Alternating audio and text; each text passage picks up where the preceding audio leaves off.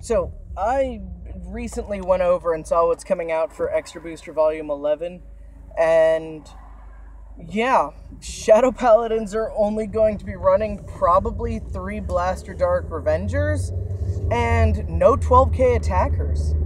Or at least my build will. Um, Legion is a thing, guys. We're all getting ready for it, research it, beta test with it. You guys have seen exactly how I build my beta test decks. You know, I go for the high scans. I have it photoshopped into English and all of that stuff so that way I can have an actual valid translation card to use.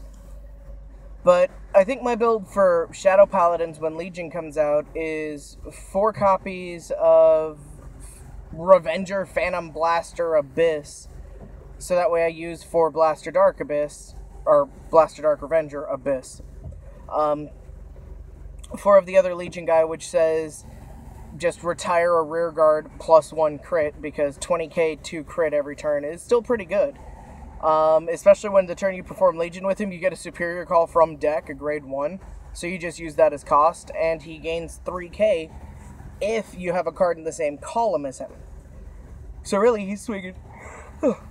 he's swinging for 23k plus boost. Let's say the booster you're using, for some unknown reason, is a 7k booster. You're talking about 30k column that turn, which is pretty damn good.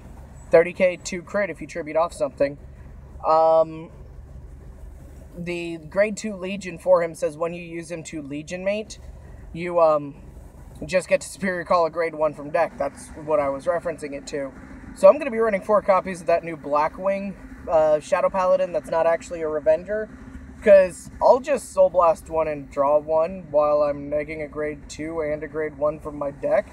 So what if it gets called into rest? I'm just going to tribute it for the Revenger's effect. So yeah, I really don't see 12Ks being that important in Shadow Paladins anymore. They press hard. They're no longer... I don't think they're going to be any more of a actual aggro deck like they used to be. They have the ability to go aggro, but I'm seeing them more and more be played as field control, if anything. They control their own field and they control their opponent's field.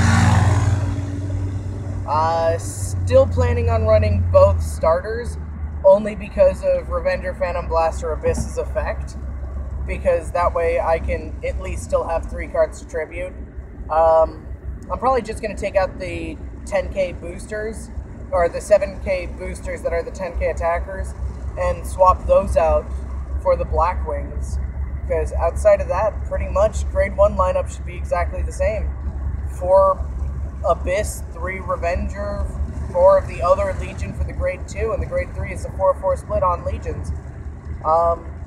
Yeah, just give me your guys' opinions on that stuff. And like always, rate, comment, subscribe. Peace.